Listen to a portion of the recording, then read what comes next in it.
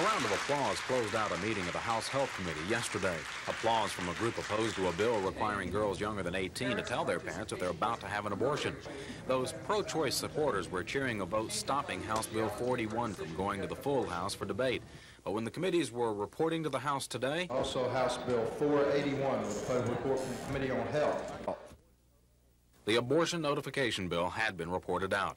Committee Chairman Jack Biddle says the committee met again this morning, only minutes before the House came into session, and voted for the bill. Many Health Committee members said they didn't get any notice of the second meeting this morning.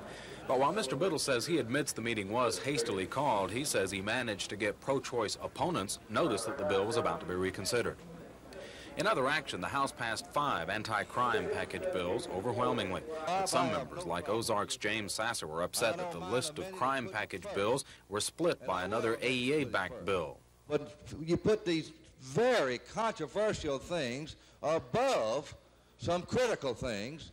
But I believe that we will not, on the special order that the Rules Committee submitted, that we will get no further than the Uniform Health Plan by Mr. Drinker 163, if we get that far. I don't believe we get any further than that today. So anything below that, you can kiss it goodbye for today. House Bill 163 is the Teacher Hospital Medical Insurance Plan, and Mr. Sasser's prediction was right.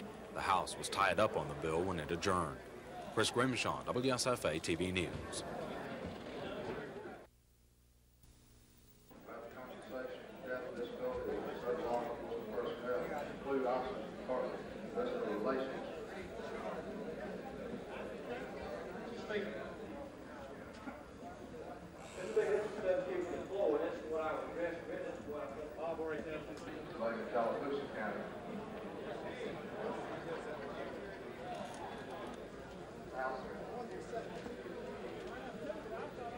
House Bill 575, 23.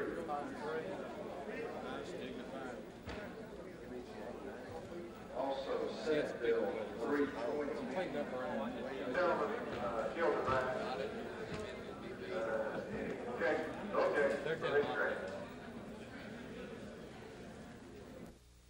To have the benefit of both the vocational training and the remediation is necessary. Okay. Also, does it state that? I haven't had time to read this.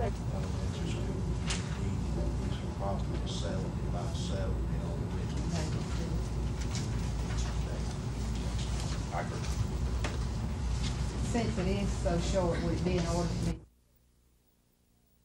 We want a black, at least one black on the board of directors of First Alabama Bank of Montgomery. We want the total workforce at First Alabama Bank to reflect the general racial population in the city as a whole, and we want that reflection at every level in their employment workforce. We want some fair and equitable charitable contributions to black charities. We want more flexible and equitable lending policies to black businesses and black religious groups. And we want an end to what we perceive as bias and interest rates charged to black customers and potential black customers.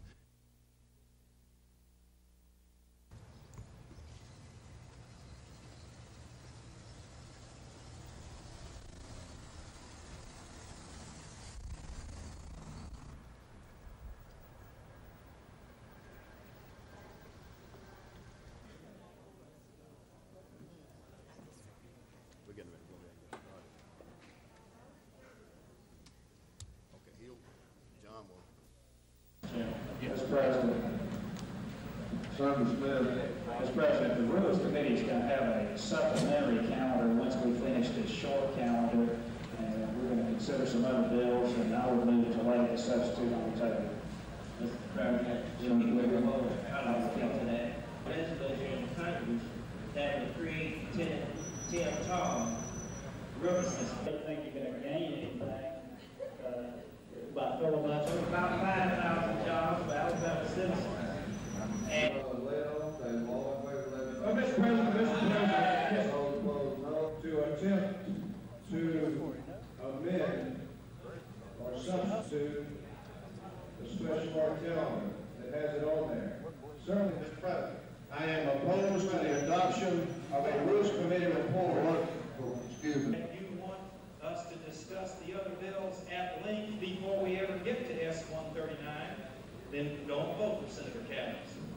Let me just say this, it's not going, Mr. President, if I might, it's really not. On a unanimous vote, the Senate approved legislation that would increase membership on the State Personnel Board from 3 to 5. The current 3 members are appointed by the governor, but under the proposed new law, the governor would have only 2 of the appointments. The Speaker of the House would have 1, the Lieutenant Governor 1, and the 5th member would be elected from the ranks of state employees. The bill would also change the board's dismissal and suspension procedures. Senator Jim Smith of Huntsville wants to help out the state kindergarten program. He persuaded the upper chamber to pass a bill to do just that. If it becomes law, school systems scheduled to lose teacher units due to declining student attendance could transfer that unit to the kindergarten program until the program was fully implemented. The bill was amended to divert some of the money to a remedial summer program. Today, senators set the stage for a possible filibuster over legislation that would change the laws concerning contributory negligence in lawsuits. Birmingham's Bill Cabness opposes the bill and didn't want it on one of today's special order calendars. Try as he could, including suggestions that he and other senators would stall other bills on the calendar, Senator Cabness could not prevent adoption of the calendar. When the bill did come up, it was carried over. This means that next week the bill can be brought up at almost any time. Dennis Latham, WSFA TV News at the Capitol.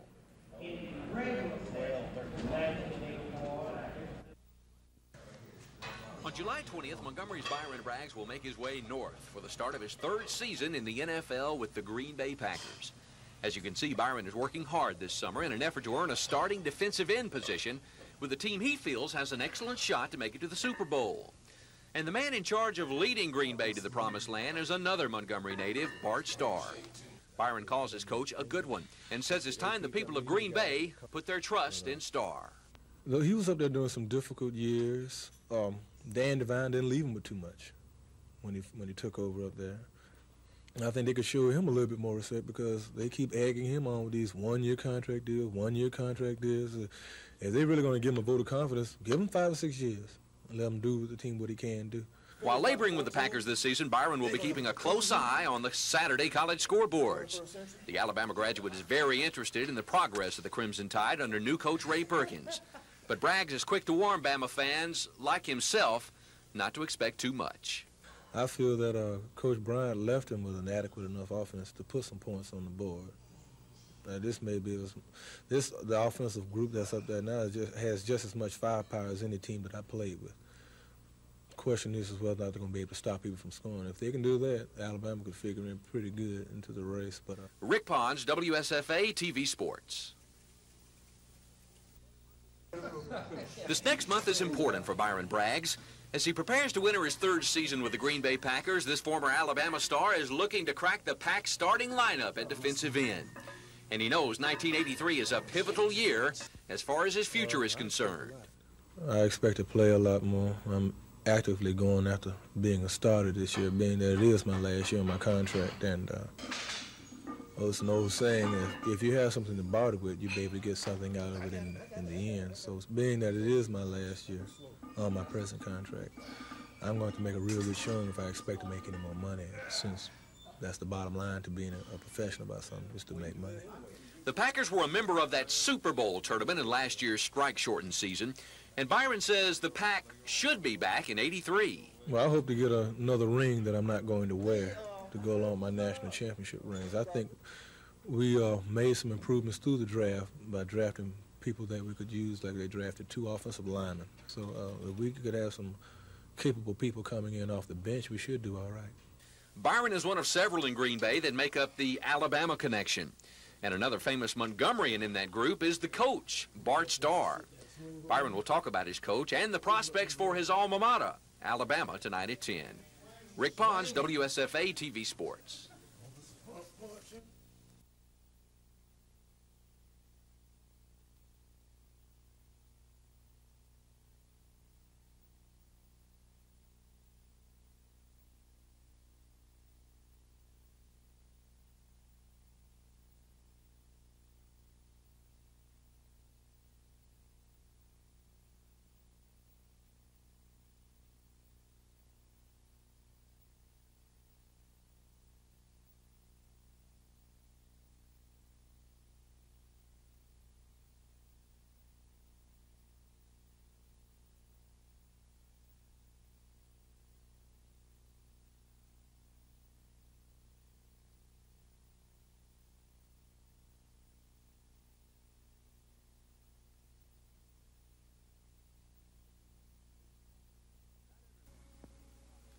Not everyone was caught in the action and excitement as the Los Angeles Dodgers met the Atlanta Braves down south. Fourth inning, Dodgers lead 1-0. Greg Brock, the batter. He hits a fly ball to deep right field. Claudell Washington of the Braves, the leaping catch against the wall. Dusty Baker, who had already been around second, trying to get back to first. The throw is in time for the double play. Dusty Baker called out despite his protest. So the Braves trailing 1-0. In the sixth inning, Chris Chambliss is up. Tying run is on base. Chambliss with a line drive over the head of Brock. Into right field, Washington scores. It's tied 1-1. It stays that way until the eighth. The Dodgers have the bases loaded. Steve Yeager, a bouncing ball down the first base line. A bad hop under the glove of Chambliss. One run is in to score. Here comes another run around to score. Mike Marshall will come in to score as the Dodgers down the Atlanta Braves 4-2. I'm George Michael for NBC News.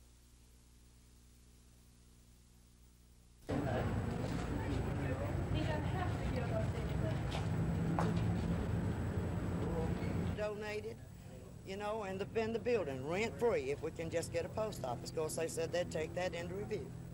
Post office in Burkeville closed in the first place. During the fall of 1982, the postmaster there retired.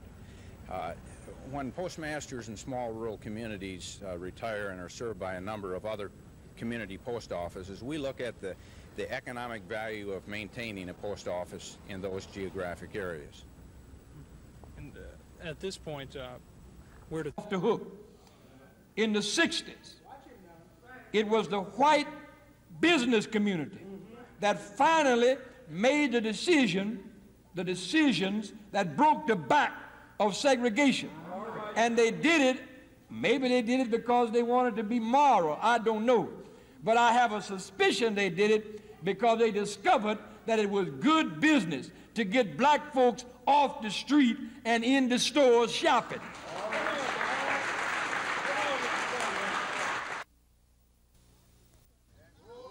The marchers have been aiming at Montgomery all week long. The city and its police department are at the center of the Southern Christian Leadership Conference's grievances. SCLC President Dr. Joseph Lowry says black citizens have been abused by the police. We want good law enforcement, but we want them to be our protectors and not our assailants. And so the marchers stopped outside the police station to pray that, in Dr. Lowry's words, the police exercise restraint. We are soliciting registered voter today, and we are asking from 18 and up, if you're not registered, we're here to register. This march has also been about the right to vote. Dr. Lowry believes the abuse he speaks of could be stopped at the ballot box. Locally, County Commissioner Frank Bray makes it clear the push to register black voters is about one thing: getting a new mayor. We feel that that is vital for the health, the total health of this community, to have a new government. And I don't think it's any secret that we're working towards that end. That's why I'm out here in this hot sun today. Susan Silvernail, WSFA TV News. They do it now because that's when the children are available to them. Mm-hmm. And we'll be back with more with Dr. Wayne Teague, State School Superintendent, in just a moment. Does the Alabama Education Association, which represents teachers in Alabama, is it being selfish when it is asking for salary increases, benefit increases, smaller pupil-teacher ratios, and so forth? Is the AEA asking for too much, or is it asking for what might be considered a minimum if the money were available? Chris, it's a relative question, of course. They're not being selfish when they're asking for pay raises and fringe benefits when our teachers are below our region and also national averages. They are being, it would be selfish if they were asking for far beyond what was reasonable. I don't think they're doing that. I think the AEA has asked for some things that's hurting their image, hurting the professional image of their teachers on their collective bargaining, their support personnel bill, those kinds of things. They're not being unreasonable what to ask them to pay teachers, in my opinion. All right, well, now how are they being selfish when you factor in the monetary situation, and proration means that you don't... Say this, I'm certainly not in agreement with AEA when all the things you're mentioning. I'd feel much more comfortable with the organization if they worked for salaries and other monies for equipment and so forth. Because as you say now, if you get a large salary increase, it must be paid. at the expense of everything else. There's something wrong with that system. However, I do agree that you should not prorate a teacher or anyone else's salary. That's a contract. That, to me, is unheard of. But they're not being selfish, in my opinion, now on what they're asking for the members. They are being unreasonable to the taxpayers and to good education in some of the issues they push. What about the support personnel bill? Is that far beyond even the tenure? And I've come here to ask you now for an unequivocal assurance that you will permit these students, who after all merely want an education at the great university. Now you make this statement, but we don't. Actually accepted. I did make some friends while I was there at the university, and there was some rejection. I remember on a couple occasions where I went to class and people got up and left the room.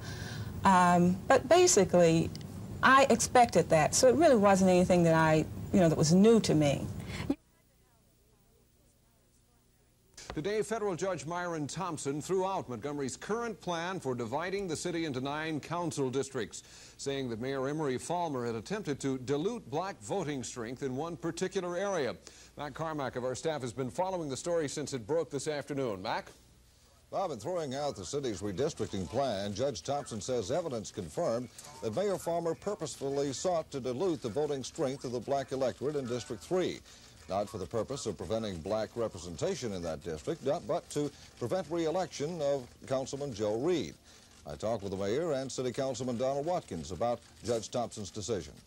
We maintain all along that a black could and would be elected from District 3. It seems that Judge Thompson is preoccupied with the re-election of Mr. Reed rather than a black from District 3. The court simply said that irrespective of any political differences Mr. Falmer may have had with Mr. Reed, you do not stampede the rights of black people to carry out some political vendetta against Mr. Reed.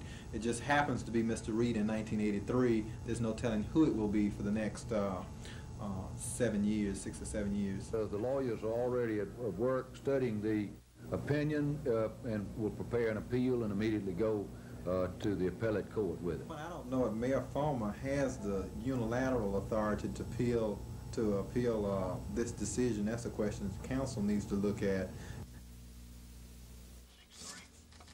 Mayor Falmer says the appellate courts in cases like this usually act quickly, so he doesn't expect the October election to be delayed. However, Councilman Donald Watkins isn't so optimistic. In any case, Bob, Tuesday's city council meeting should be quite interesting. Thanks very much. Mac Carmack live in our newsroom. Judge Frank Johnson, who is the most preeminent authority on voter rights cases in the United States, ruled in the Alabama legislative redistricting case that 65% black in a district was a safe district. Judge Thompson comes along, and apparently because of Mr. Reed's district, rules that 68% black, which is the number that's in District 3, is not sufficient. We maintain all along that a black could and would be elected from District 3. It seems that Judge Thompson is preoccupied with the re-election of Mr. Reed rather than a black from District 3. The court simply said that irrespective of any political differences Mr. Falmer may have had with Mr. Reed, you do not stampede the rights of black people to carry out some political vendetta against Mr. Reed. It just happens to be Mr. Reed in 1983. There's no telling who it will be for the next 7 years, 6 or 7 years. The lawyers are already at work studying the opinion and will prepare an appeal and immediately go to the appellate court with it. I don't know if Mayor Falmer has the unilateral authority to appeal this decision. That's a question the council needs to look at. And number two, I just think it would be a continued waste of taxpayers' money.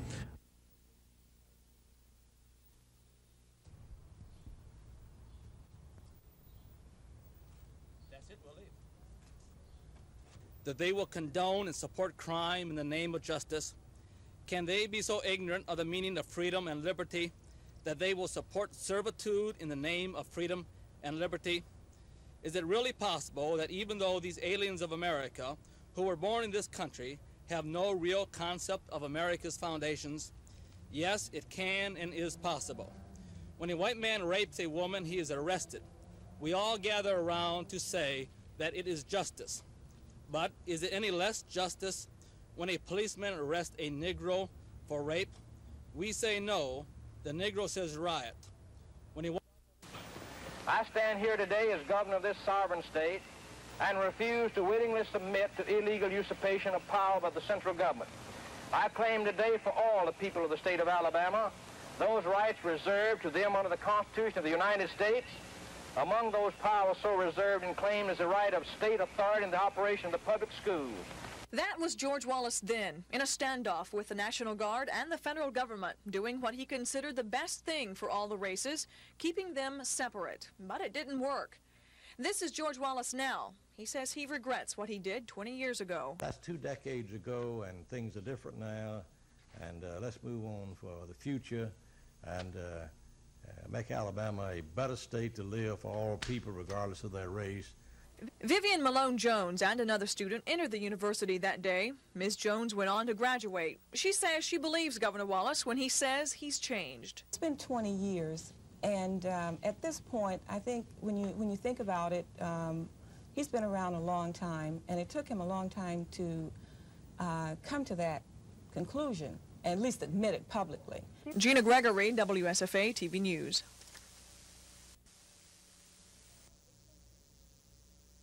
It's been. Texas got it started with an unearned run in the first and scored again in the third off Bama starter Dean Hayes as Mike Brumley delivers this single through the left side of the infield, scoring Bill Bates, and it's 2-0 Longhorns. Alabama finally unloaded the timber in the fifth, scoring 3 off Steve LeBay. Here's D. Smithy with a shot down the right field line, and into the corner it goes. As the right fielder misplays the ball, that allows Furman Lake to score all the way from first. Craig Shipley follows with a line single to center, scoring Smithy, and that tied the game at 2. Later in the inning, with the bases loaded, Rob Skates lofts this sac fly to left. It'll be deep enough to score Shipley, and that puts Bama up 3-2. Texas bounced back for 2 in the 6th with a run in and runners on the corners. The Longhorns pull off the double steal. On the throw to second, Darren Loy breaks from third and scores. Johnny Sutton is eventually caught at a rundown for the third out of the inning, but Texas led it 4-3. Bama fought back to tie it off fireballing Calvin Schiraldi in the 8th. David Magadan at the plate, hitless in 3 trips, unloads this leadoff opposite field home run to even things at 4-all, and it's on to extra innings. Texas broke the ice in the 10th off Bama's ace reliever Troy Broccoli. Bill Bates lashes this double into the left field corner. Skates has problems handling the carom. Brian Burrows will come in to score the go-ahead run. Brumley then follows with this hot shot pass first. As the ball rolls into the outfield, Bates will score. Brumley will be out trying to stretch it to a double, but the Longhorns had all they needed at 6-4. From there, Schiraldi did the rest. On the way to striking out 11 in 5 innings of work, he sets down Skates, Alan Stallings, and Frank Valegia to win the game. Texas beats Alabama 6-4. The Crimson Tide now faces the prospect of elimination tonight against Arizona State. Rick Pons, WSFA TV Sports.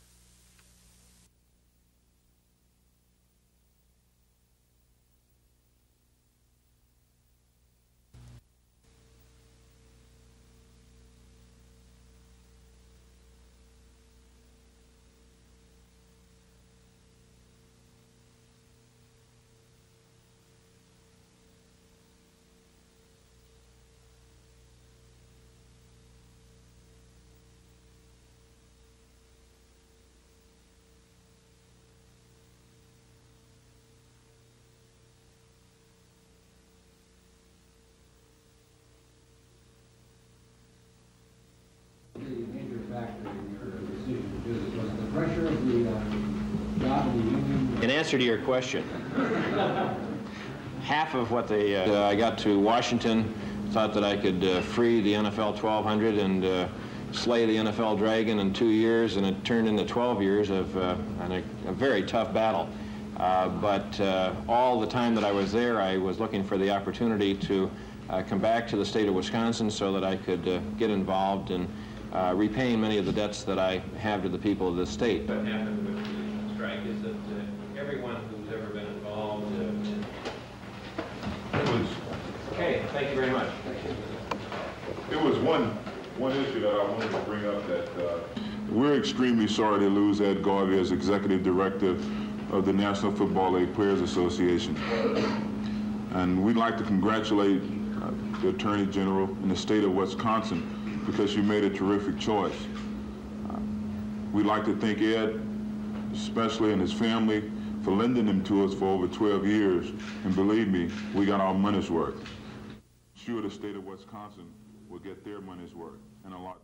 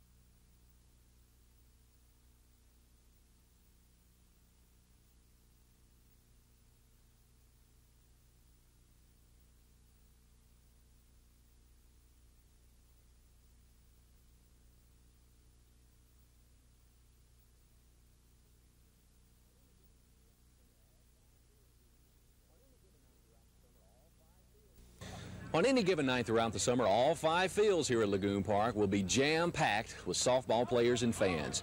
And this weekend is no exception, as 29 of the best fast-pitch teams around the Southeast will battle it out for the title in the 30th annual Blue-Gray Invitational.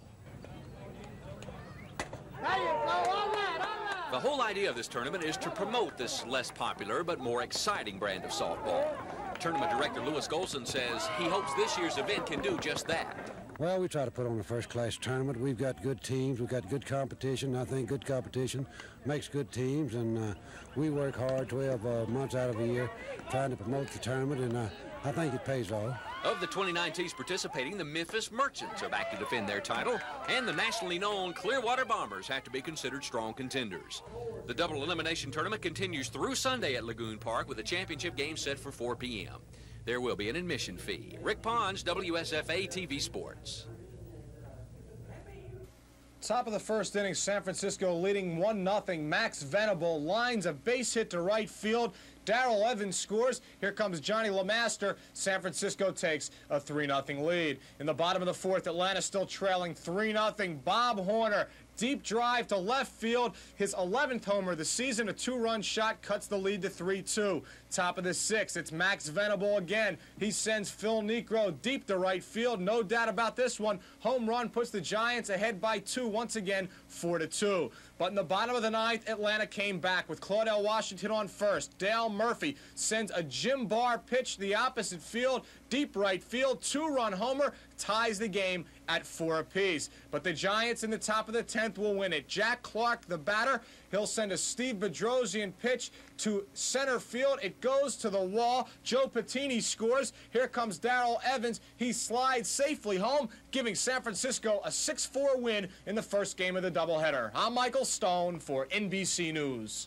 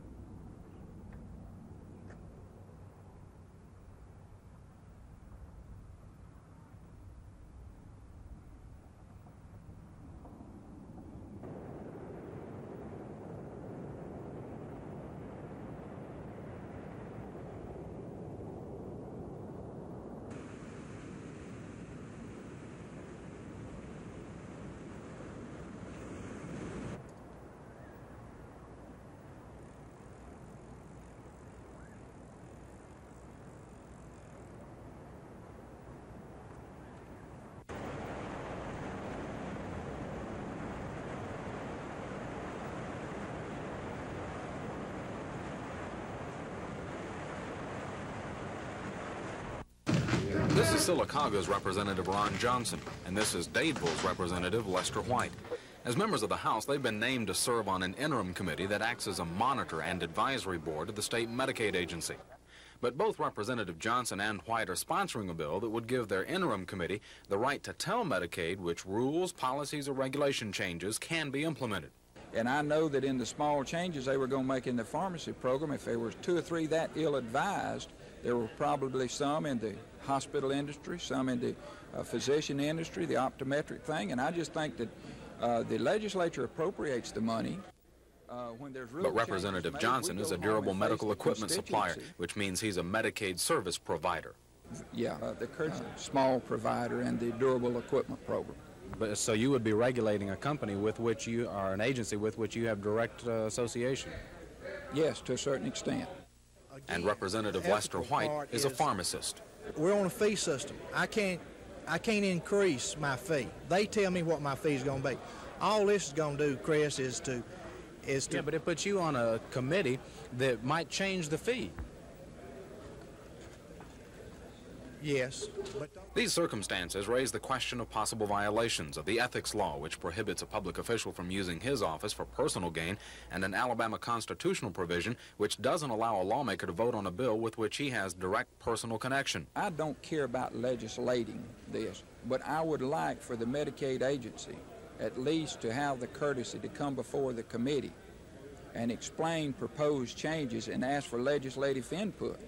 You know, the ethics question here, I don't know. From a standpoint, I don't look at it like it. I'm looking at it to help the people. Chris Grimshaw, WSFA TV News. Then I feel like we've accomplished what we've set out to do. Representative Ron Johnson's House Bill 657 would give the 10-member committee the power under law to tell Medicaid which changes it could implement. Right now, the committee is only an advisory board. But what kind of problems might arise if this board were given more power? Yesterday, the committee selected its chairman, Representative Tom Butler of Huntsville. He's a pharmacist. The vice chairman, Senator Lowell Barron, is a pharmacist. Representative Lester White is a pharmacist. Representative Ron Johnson is a medical equipment supplier. These 4 of the 10-member committee are Medicaid service providers, which means they have a financial tie to Medicaid. You can't take a layman out of the street and put him in as a judge because he doesn't know the law. You got to have somebody that has some working knowledge of what's going on, first of all, to maybe try to make the system better. But Section 3625(9) of the state ethics law says a person can't serve on a board or committee that regulates a business with which he or she is associated. Can these 4 serve on the committee if it's given more than advisory capacity? Can these members vote on the bill in light of the constitutional provision prohibiting them from voting on a matter with which they have a personal tie? Does the bill violate the separation of powers by allowing a legislative committee to have power over an executive department? Many of the committee members say they feel that it just might and are considering opposing Representative Johnson's bill. And Committee Chairman Tom Butler says even beyond the ethical and legal questions, there's another problem. Also, there are federal guidelines which must be followed, and I think that particular piece of legislation may overstep the bounds of federal law. Federal laws require that Medicaid remain autonomous. Right. And he says breaching that federally required autonomy could jeopardize more than $300 million in federal Medicaid dollars. Chris Grimshaw, WSFA TV News at the Capitol. Dadeville Representative Lester White and Huntsville Representative Tom Butler are co-sponsors on a bill that would require Medicaid to provide reimbursements for every drug approved by the Federal Food and Drug Administration. That's about 100,000 drugs, 10 times the number of drugs the state Medicaid agency pays for now. Both men say some doctors can't prescribe what they might consider the needed drug because it's not on the state's approved list. He feels it's medically necessary for a Medicaid patient. In his judgment, he's saying that's the drug he needs. That's the drug of choice. Then Medicaid should provide for payment of that drug. It's a lot more cost-effective to treat that patient on an outpatient basis than to run the risk of not treating that patient because of the cost of the medication and having that patient wind up in a nursing home or in a hospital or back in some other sector of the healthcare system. But officials at Medicaid refute both points, saying the bill could cost the Medicaid agency between $15 and $30 million a year more, and saying Medicaid will pay for any drug if the attending physician can convince Medicaid's in-house pharmacists. But beyond that argument, another situation prompts several questions. Both Representatives White and Butler are pharmacists and receive fees from Medicaid for filling prescriptions. I see no conflict there whatsoever because a pharmacist only receives a prescription written by a physician. If the doctor writes for Tagamet, we get a dispensing fee. That's all we get. If he writes for 2 drugs to try to cover for that one drug, we get 2 dispensing fees. So the ethical question is that's not, you know, that's not in it, because I don't think it would increase that many more prescriptions. Are any ethics laws violated by these pharmacist legislators introducing a bill widening the number of drugs they're paid to fill? There's no ethical question involved here. Would that be a benefit to you? As a pharmacist, no, it'd have no effect on me whatsoever. House Bill 389 is in the House Ways and Means Committee. There's no word on when it may be considered. Chris Grimshaw, WSFA TV News. You know, one of the biggest problems we have on the water is the skipper who doesn't realize the danger caused by the wake of his boat. Now, a lot of people will come by a marina and they seem to think they're the only people in the world, you know, and they'll go right on by at a good clip, you know, just at the right speed to create a large wake. Now, what a person should do when they're in an area like this, whether it's a marina or whether people are out fishing or whether you're at a launching facility, it's any place that there are other boats around, especially smaller boats than yours, you should slow down, look behind you, even after you've slowed your boat, and look behind you to make sure that you're not creating a large wake that probably would endanger the other person or the other boat or even property. Because really what the operator should remember is that he's responsible for any damage caused by the wake of his boat. A lot of people will get in a boat and they're so excited about going out that day. This maybe it's the first time they've been in a boat in a long time, and they just get real excited. They hop in and they don't think about safety practices. And a lot of people will get up on the bow. They seem to really enjoy riding on the bow or perhaps on the gunnels. The gunnels, of course, the sides of the boat. They'll get any place except down inside the boat, seated properly.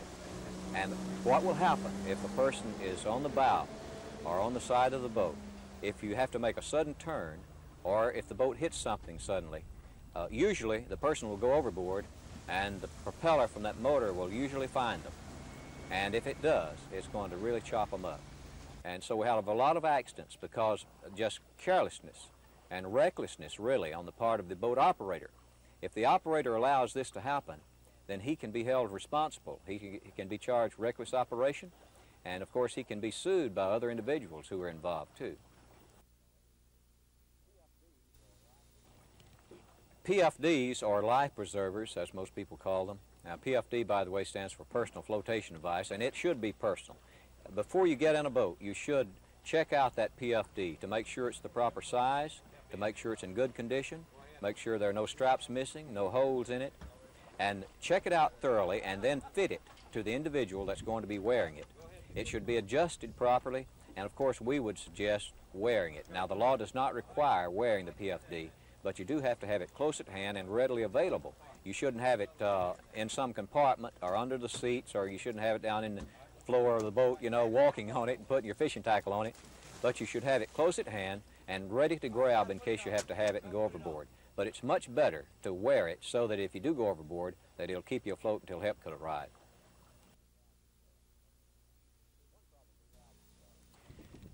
One problem we have with fishermen, especially those with bass boats, the boats with the elevated seats, a lot of people call them jump seats. I guess that's a pretty good name for them because if you're sitting up in that seat and you happen to strike something in the water, you're going to jump all right. You're going to jump right out into the water, and then that prop will probably get you and cut you up.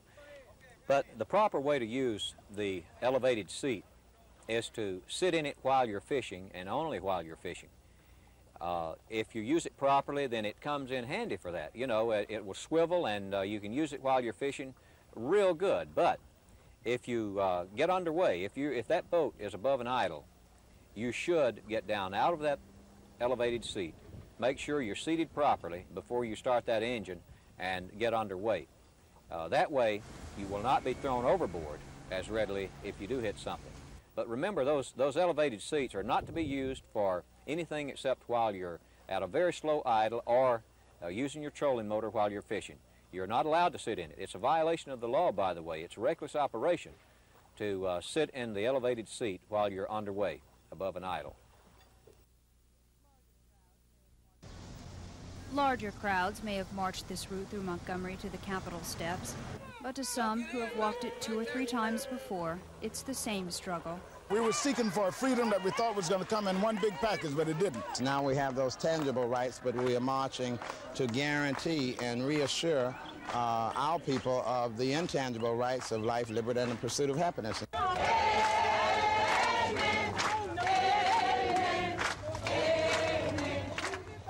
And the same people who once confronted Governor George Wallace now turn to him for help to stop what they call police terror.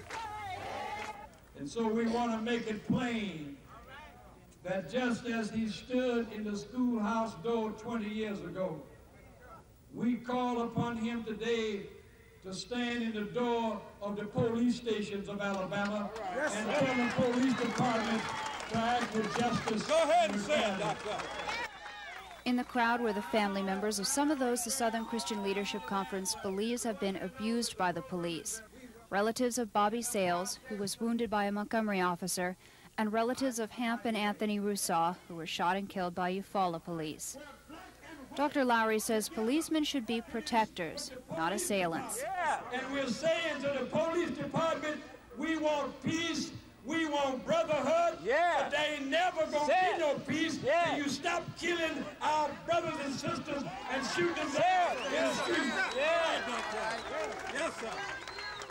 God is on our side. God is on our side. Susan Silvernail, WSFA TV News. I met in the home Johnny Garner.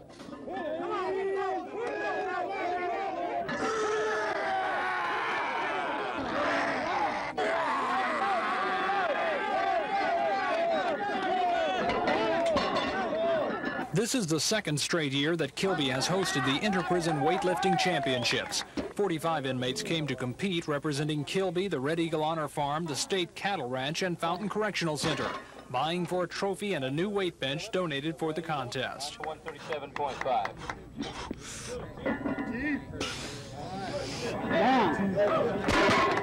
It was actually a smaller field than competed last year.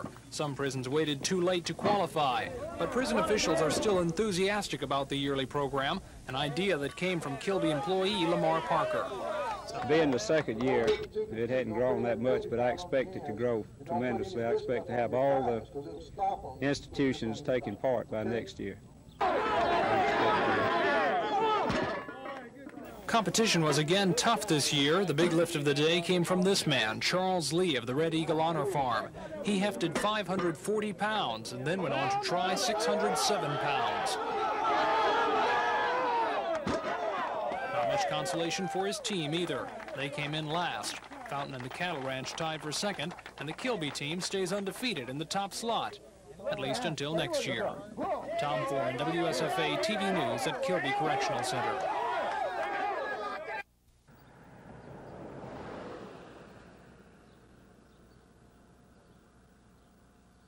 And I got up to get dressed for the march this morning, and I began to look for my jewelry, and it wasn't there.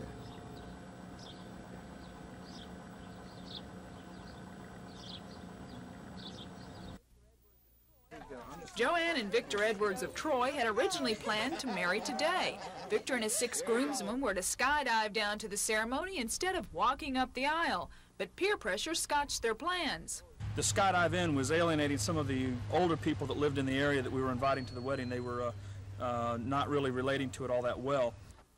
They ended up getting married 2 weeks ago and held the reception today so the groom could make his grand entrance. While the bride and guests waited below, Victor, a staff sergeant who has over 900 parachute jumps under his belt, floated around above and then came in for a perfect landing. Friends said it was a great way to celebrate a new lifestyle. I think it was just super. I think it was really a great way to get started. Vic's known for doing some pretty unique things, and I guess this is be one of the highlights of his life. Be something he can remember for a long time. And Victor said married life couldn't be better. I really enjoy it. I really like it. Lisa Walsh, WSFA TV News in Troy. extravagant deficits.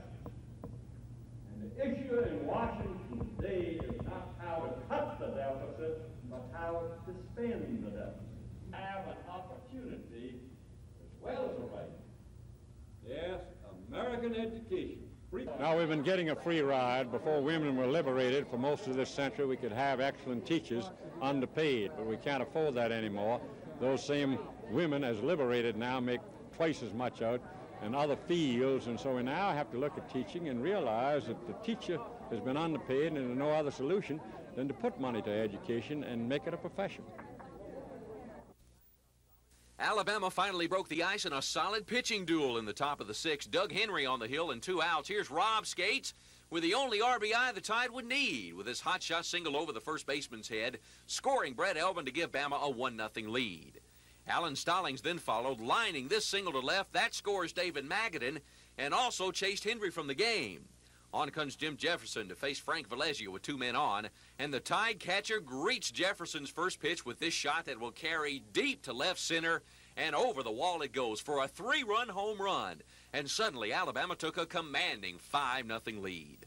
The Tide added another run in the 7th and relied on the combined one-hit pitching of Alan Dunn and Tim Meacham to shut the Sun Devils down. When Greg Steen grounds out to win the game here, Alabama was assured of a spot in the finals of the College World Series opposite Texas, with the 6-0 win over Arizona State.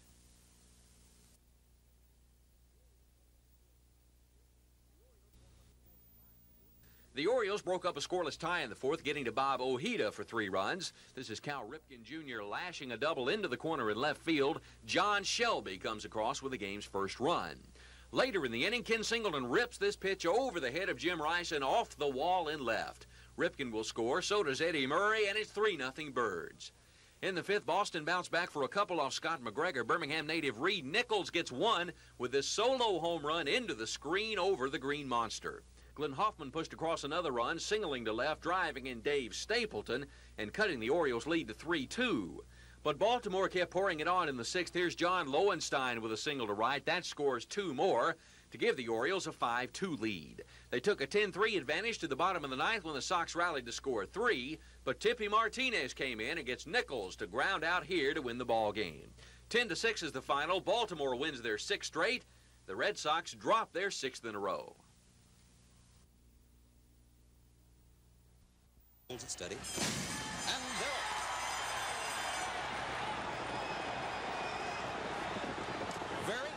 Those 2 high honors. On the inside is Caveat. Caveat is not able to make up a ground on the inside. As Oquan moves up, Caveat gains on the rail alongside Slugold. Those are the 2 favorites. Gaining ground on the outside, Barberstown and High Honors. Now Caveat gains the lead. Slugold back into 2nd. But then it's High Honors. Barberstown heads apart for 3rd as Caveat has the lead by 3. Slugold 2nd. It's Caveat in front. Caveat the winner by about 3 lengths. Slugold was 2nd. A very, very tight photo for show between Barberstown, Mega Turn, High Honors, and the Preakness winner deputed testimony. The time for the race, 2 minutes, 27 and 4/5 seconds. A very interesting race. Seve Ballesteros was his usual steady self today. Here he putts for a birdie on 14 and makes it to go 8 under par.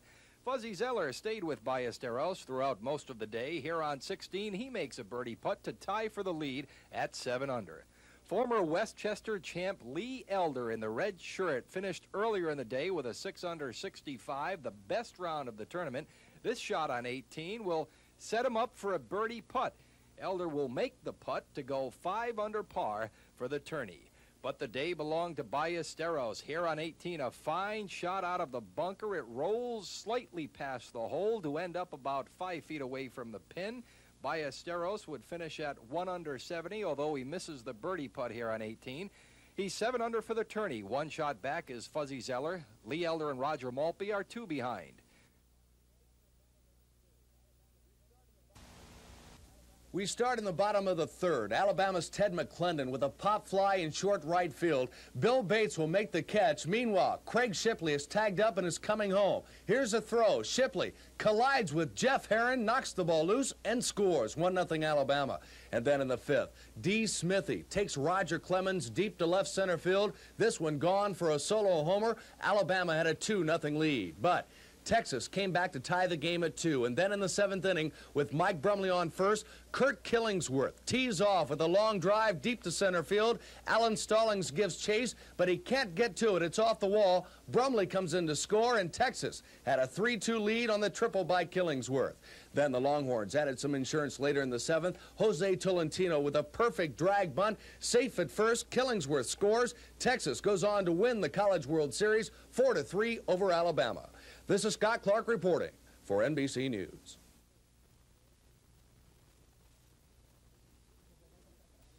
Cookies. Going to San Francisco tomorrow and have a little vacation, and hopefully things will be all right when I get back here in Montgomery. Not a great deal. I'm thirsty and hungry, and as usual. I was going down to the place next door to have a bite or two to eat. But it's good to see you people here in Montgomery. It's a nice city, and we love everybody here. Right now, just getting some food. Yeah, I got something on my mind. Yeah. What is that? Summer school. The only thing I got on my mind is my girlfriend. You know, we have problems. So.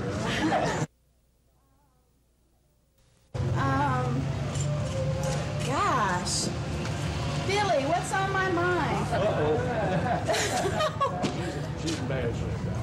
I don't know. I guess something about a new baby.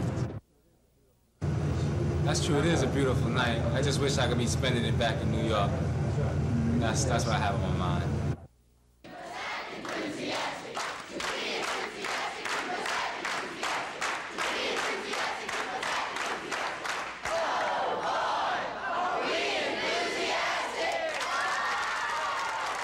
They are enthusiastic, like a bunch of high schoolers at a pep rally.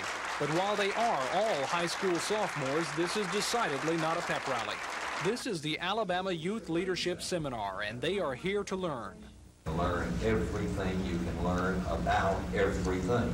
The seminar is the work of the Montgomery JCs and the Hugh O'Brien Youth Foundation, an organization that every year takes students from across the nation and brings them face-to-face with business, civic, and government leaders.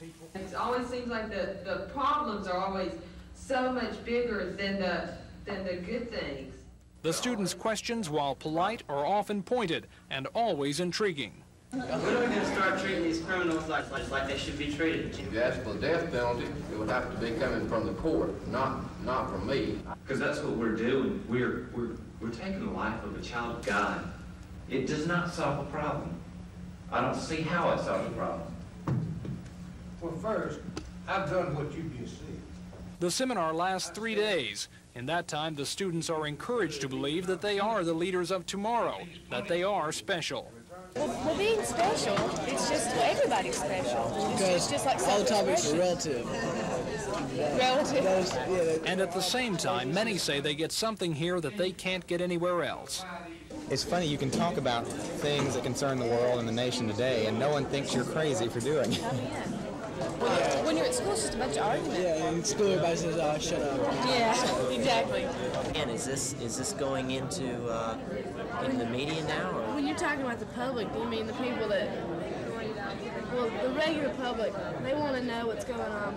In short, it's a 3-day thinking blitz, an exchange of ideas, a challenge for these students to start leading now and not wait until tomorrow. Whereas like a senior would be gone. They wouldn't have, we've got more time to make things happen right now. Tom Foreman, WSFA TV News. You know, in putting this on the air, like the Tylenol.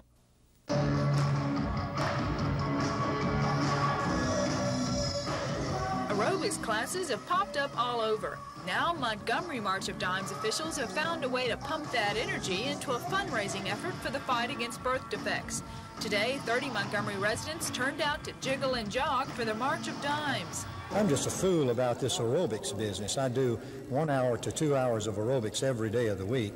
And when I heard that there was going to be a marathon to raise money for the March of Dimes. Well, I was just excited about doing the aerobics marathon as much as I was about getting the funds together for this very worthwhile cause. About half the people who started the 4-hour aerobics marathon were able to finish with intermittent breaks for rest. Although the $250 collected today is a drop in the bucket compared with the $135,000, which is expected to be raised in the Montgomery area this year, everyone enjoyed the exercise, and the coordinator for today's event is already looking toward the future. We decided that we would just start out and try and see how it turned out. And we think that next year we'll have a lot bigger crowd and raise a lot more money for the March of Dimes. Lisa Walsh, WSFA TV News.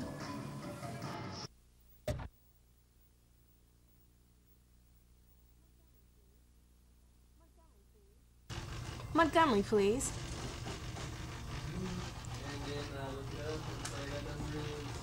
Could you please give me the number to WSFA TV? The number is 281-2900.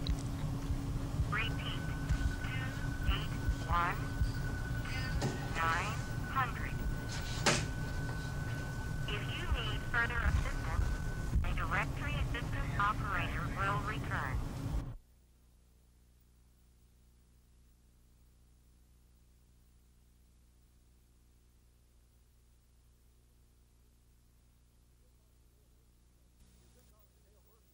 You could call it the Dale Murphy Show in Atlanta today. The big man carried a big stick, and in the third he put the Braves on the scoreboard against Andy McGaffigan with this blast to deep left with a man on 2-0 Braves. The Giants bounce back in the fifth off Pascual Perez. Joel Youngblood with a long ball of his own. It's a solo shot, cutting Atlanta's lead to 2-1. Later in the fifth, Johnny LeMaster bloops this single to right. That scores Brad Wellman to knot the game at 2-all. That sets the stage for Murph's heroics in the sixth. He unloads again, this one a solo shot over the fence in right center. Murph's 17th home run of the year and 51st RBI, both league leaders. But more importantly, it's enough to carry Atlanta over San Francisco 3-2, and the Braves and Giants split their 4-game weekend set.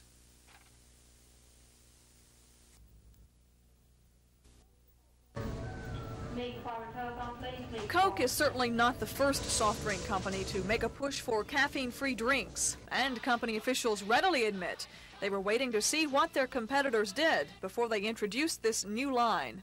The caffeine-free segment for the last, year and a half, 2 years has really been growing. And we'd rather wait until we know we've got the right product with the right taste before we introduce any product. Coke, Diet Coke, and Tab can all be found now in the caffeine-free variety. Grocery stores in the Montgomery area began stocking the new line today. What's the difference in taste? Coke officials say none. We've heard all the claims from the Coca-Cola folks that you really can't tell the difference between the regular Coke and the caffeine-free Coke. But we said the only way to tell for sure is a taste test. So, regular Coke. Caffeine-free Coke.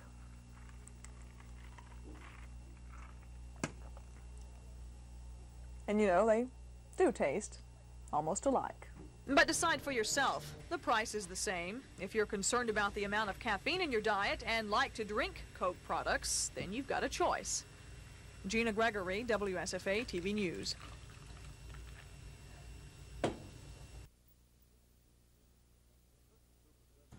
Assistant Superintendent for Maintenance and Transportation in Montgomery County, George Harris, says asbestos removal projects are underway at 8 schools now, and bids are to be open Thursday for work on 5 others.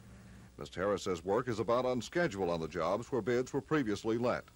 The suspected cancer-causing material is scheduled to be removed and repair work completed at the 13 schools by the August 29th deadline. Alabama Attorney General Charles Graddick says his office has received no complaints on the statewide asbestos removal projects since Building Commissioner Philip Fretwell resigned. It tells me apparently that Mr. Fretwell was a big part of the problem as far as getting started in the removal of this asbestos problem.